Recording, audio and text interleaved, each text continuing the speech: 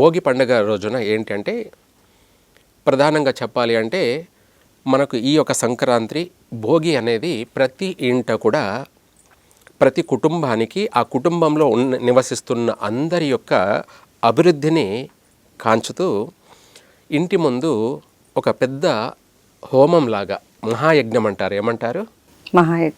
మహాయజ్ఞము అవుతే ఈ మహాయజ్ఞం అనేది మామూలుగా పండితులు మామూలుగా చేసి మంత్రోచ్చారణ చేసేటువంటి హోమం అయితే ఇక్కడ తెలిసి తెలియక వాళ్ళంతట వాళ్ళు నిర్వహించుకునేటువంటి వాళ్ళ ఇంటి ముందు ప్రతి ఒక్క గృహము ముందు ప్రతి ఒక్క సింహద్వారం గడప ముందు ఒక మహాయజ్ఞంలాగా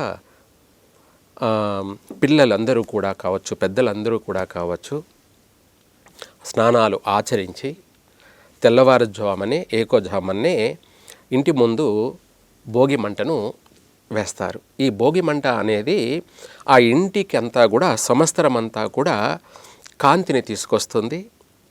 అగ్ని మనకు ఇంట్లో దీపం వెలిగిస్తాం కదా, చీకటిలో దీపారాధన వెలిగించడం వల్ల ఆ చీకటంతా కూడా వైదొలిగిపోయి ఇంటికంతా వెలుగు వస్తుంది.